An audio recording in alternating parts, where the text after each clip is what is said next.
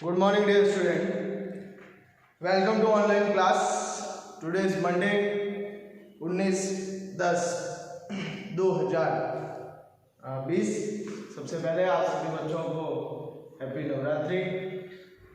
हमने पंचम पाठ शुरू किया है वाकेली। उसके हमने काफ़ी जो है पहेलियों के बारे में अध्ययन कर चुके हैं, उनके हिंदी अनुवाद लिख चुके हैं और काफ़ी पहेलियों को हमने गहनता से समझा भी है। दो पहेलियों में थोड़ा सा घुमाव था, जिसके अंदर श्लेष अलंकारों का प्रयोग किया गया था।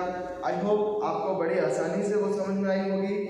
आज हम इसके बाकी की दो जो पहेलियां हैं उनके बारे में पढ़ेंगे, उनका हिंदी अनुवाद करेंगे तथा जो है इनके जो अभ्यास प्रश्न हैं उनको भी आज हम करवाएंगे तथा ये पाठ जो है आज हम खत्म कर देंगे ताकि हम नेक्स्ट यानी अगले पाठ की ओर बढ़ सकें। आज हम शुरू करते हैं। पहले मैं आपको पहेली पढ़ के तथा उसका हिंदी में अर्थ बताऊंगा, उसके बाद मैं आप लोगों को बोर्ड पे लिखवाऊंगा। प्लीज बने रहे इस वीडियो के साथ और एंड तक देखिए। सबसे पहले यहाँ पे हम 9वीं और 10वीं दो पहेलियां रही है उनके बारे में पढ़ते हैं। पहला लिखा हुआ है वृक्षाग्रवासी। वृक्षाग्रवासी यानी यहाँ पर संधि हुई है वृक्ष धन अग्र, वृक्ष धन अग्र और धन यहाँ पे तो बन गया वृक्षाग्र। क्या बन गया? वृक्षाग्र, दीर्घ संधि। वृक्ष धन अग्र इक्वल्स टू वृक्षाग्र। अग्र का मतलब होता है आगे, अग्र का मतलब क्या होता है? आगे। तो यहाँ पे और वासी का मतलब होता है निवास। तो यहाँ पे है वृक्षाग्रवासी न च पक्षी राजः। आई रिपीट, वृक्षाग्रवासी न च पक्षी राजः, त्रिनेत्रधारी न च शूलपाणि। वृक्षाग्रवासी न च पक्षी राजः, त्रिनेत्रधारी न च शूलपाणि। त्वग्व वस्त्रधारी न च सिद्धयोगी। त्वग्व वस्त्रधारी न च सिद्धयोगी, जलम च भिन्नं घटो न मेघः। जलम च भिन्नः घटो न मेघः। अब मैं एक एक लाइन का आपको हिंदी में अनुवाद बताता हूं। वृक्षाग्रवासी न च पक्षी राज का मतलब हो गया मैं वृक्ष के अग्रभाग में निवास करने वाला हूं। वृक्षाग्रवासी का मतलब हो गया मैं वृक्ष के अग्रभाग में यानी सबसे ऊपर वाले भाग में निवास करने वाला हूं। लेकिन यहाँ पे एक और लाइन साथ में जुड़ी हुई है, न च पक्षी राज, किंतु यानी लेकिन मैं पक्षी राज गरुड़ नहीं। पक्षी राज कौन है? गरुड़। गरुड़ को पक्षियों का राजा कहते हैं। तो वो कहता है मेरे को बताओ मैं कौन हूं? मैं वृक्ष के अग्रभाग में निवास करता हूं, किंतु मैं पक्षी राज गरुड़ नहीं। क्या कहता है? मैं पक्षी राज गरुड़ नहीं। फिर लिखा हुआ है त्रिनेत्रधारी न च शूलपाणि। त्रिनेत्रधारी न च शूलपाणि का मतलब त्रिनेत्री का मतलब होता है तीन, नेत्र का मतलब आंखें। मेरी 3 आंखें हैं। ऐसे 3 आंखें हम किसको कहते हैं? त्रिनेत्रधारी कहते हैं हम भगवान शिव को। त्रिनेत्रधारी कहते हैं हम भगवान शिव को। तो वो कहता है त्रिनेत्रधारी न च शूलपाणि, मेरी 3 आंखें हैं लेकिन मैं शूलपाणि नहीं। शूल का मतलब है त्रिशूल, पाणि का मतलब हाथ, जिसके हाथ में त्रिशूल होता है भगवान शिव। और यहाँ पे शूलपाणि अगर हम बात करने जाए तो ये बहुव्रीहि समास है, जिसका समास विग्रह होता है शूलपाणि यस्य स। क्या होता है? मैं आपको बताता हूं, शूलपाणि यस्य स। कौन सा समास? बहुव्रीहि समास। इसके अंदर शूलपाणि के अंदर बहुव्रीहि समास का प्रयोग किया गया है। भगवान शिव जो हमें 2 पद समस्त पद के दोनों पद किसी तीसरे की ओर इशारा करते हैं, वो बहुव्रीहि समास कहलाता है। ठीक है, तो यहाँ पे है कि त्रिनेत्रधारी न च शूलपाणि, मेरी 3 आंखें हैं लेकिन मैं भगवान शिव नहीं, यानी शूलपाणि शिव नहीं।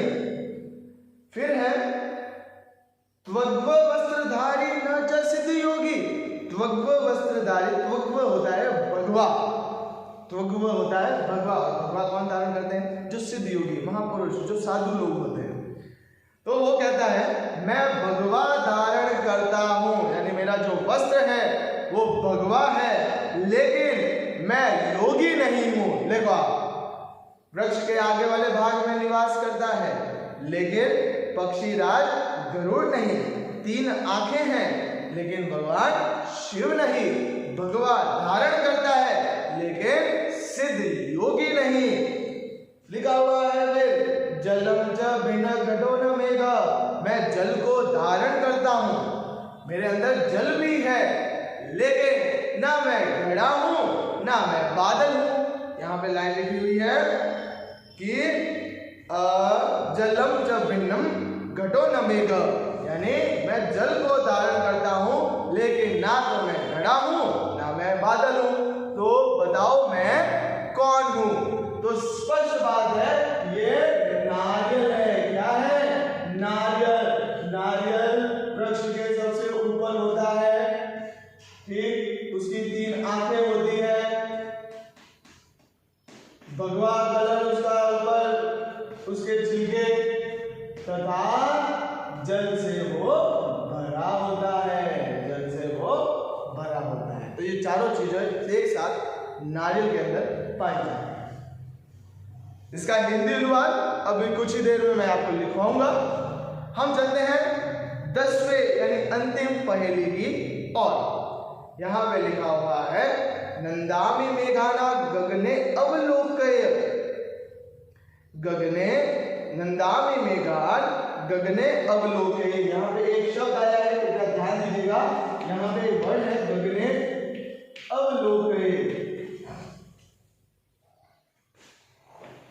यहाँ पे संधि हुई है, मैं आपको बता दूं, गगने धन अवलोकय। क्या हुई है? गगने धन अवलोकय। इसको हम कहते हैं पूर्व रूप संधि। कौन सी संधि है? पूर्व रूप संधि का ये उदाहरण है। नंदामि मेघान गगने अवलोकय नृत्यामि गायामि भवामि तुष्टः। क्या कह रहा है? नंदामि मेघान गगने अवलोकय नृत्यामि गायामि भवामि तुष्टः नाहं कृषिज्ञः पथिको अपि। यहाँ पे एक वापिस शब्द आया है पथिको अपि, इसको असाउंड करेंगे तो इसकी संधि विच्छेद होगी पथिको धन अपि, पथिको धन अपि। ये भी पूर्व रूप संधि का उदाहरण है। इसका उदाहरण है, पूर्व रूप संधि का उदाहरण है। नाहं कृषिज्ञो पथिको अपि नाहं वदन्तु विज्ञामं नामधेयम्।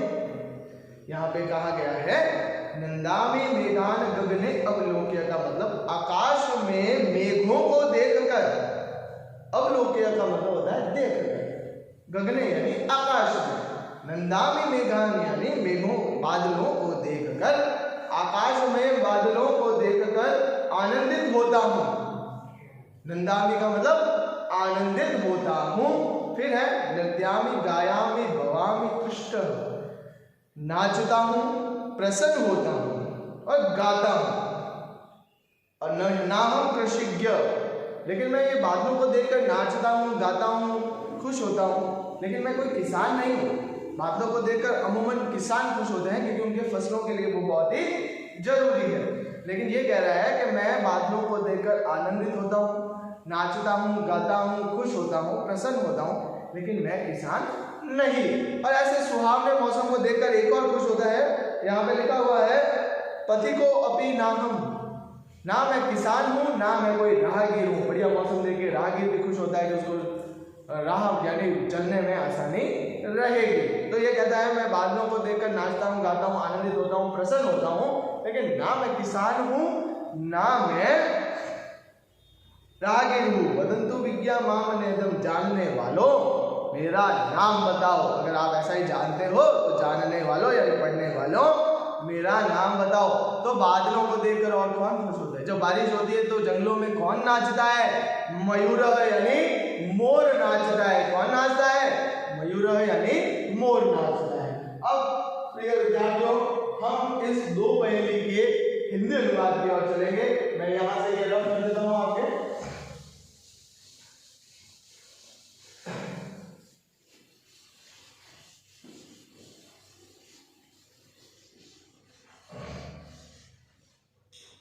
हिंदी अनुवाद 9 का को ध्यान से देखिएगा। यहाँ पे लिखा हुआ है, मैं कोष्टक में है क्योंकि ये शो नहीं हुआ है। वृक्ष के अग्र भाग में निवास करने वाला हूँ। मैं वृक्ष के अग्रभाग में निवास करने वाला हूँ, लेकिन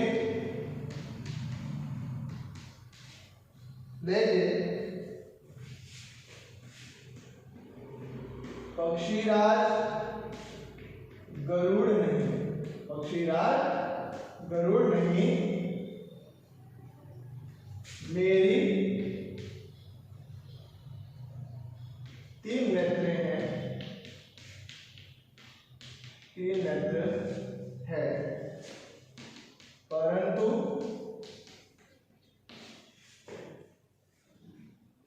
शूल का मतलब होगा त्रिशूल। शूलपाणी शिव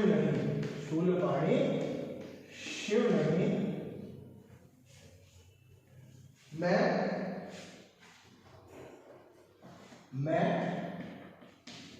भगवा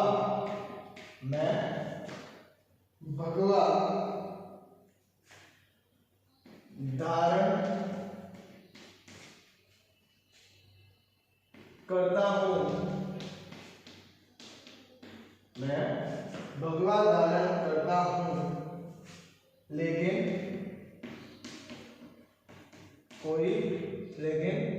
योगी नहीं। मैं क्या नहीं हूँ? योगी नहीं।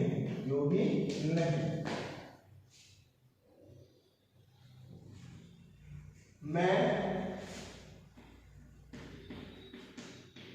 जल को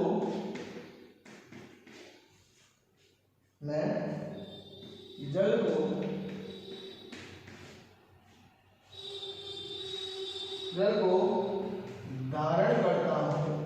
मैं जल को धारण करता हूँ, करता हुआ भी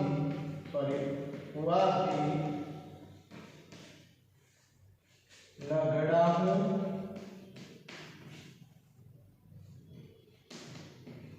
न बादल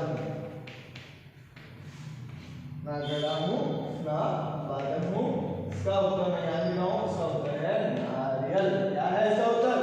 नारियल। तो ये है कि मैं वृक्ष के अग्रभाग में निवास करने वाला हूँ, लेकिन पक्षीराज गरुड़ नहीं, मेरी 3 नेत्र है, परंतु शूलपाणी शिव नहीं, मैं भगवा धारण करता हूँ लेकिन योगी नहीं, मैं जल को धारण करता हुआ भी खड़ा हूँ, न बादल हूँ, मैं हूँ नारियल। अब अनुवाद संख्या 10।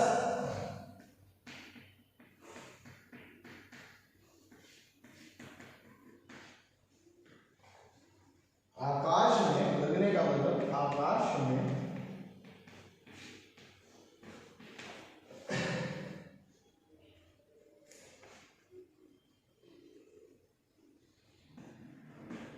मेघों को देखकर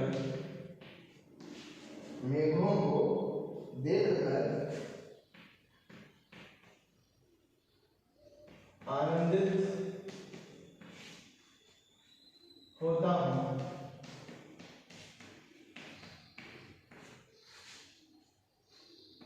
प्रसन्न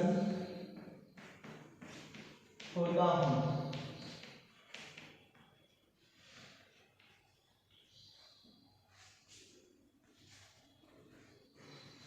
तथा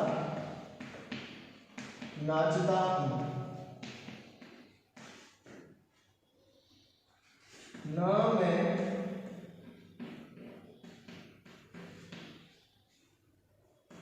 किसान हूँ,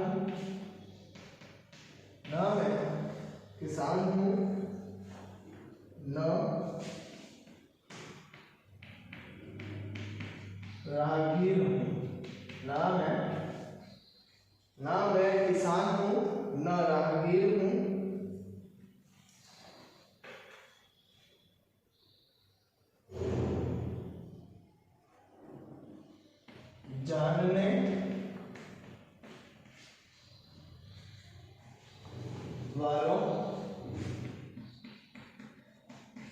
जानने वालों मेरा नाम बताओ। इसका आंसर है मयूर। मयूर यानी मोर। मयूर यानी मोर। तो यहाँ पे ये कह रहा है कि आकाश में मेघों को देखकर, मेघ यानी होते हैं बादल, तो आकाश में मेघों को देखकर आनंदित होता हूँ। क्या होता हूँ? आनंदित होता हूँ, प्रसन्न होता हूँ, नाचता हूँ। लेकिन न मैं किसान हूँ, यानी बादलों को देखकर अमूमन कौन खुश होता है? किसान। न मैं किसान हूँ, न राहगीर। जानने वालों मेरा नाम बताओ। उसका नाम है मयूर। मयूर यानी मोर।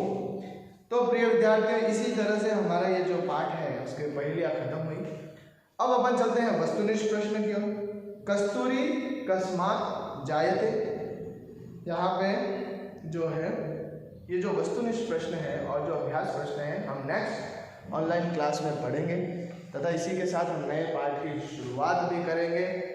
तब तक आपको ये सारे जो 1 से 10 तक की पहेलियों के जो मैंने आपको अनुवाद तथा जो पहेलियाँ करवाई है वो सारे आपको नोटबुक में नोट डाउन करने हैं और अच्छी हैंडराइटिंग में आपको वर्क करना है। अगर पहले आगे वाली भी नहीं की है तो प्लीज़ पुराने वीडियो में जाके आप उस अनुवाद को देख सकते हो। तथा stay home, stay safe. Thank you.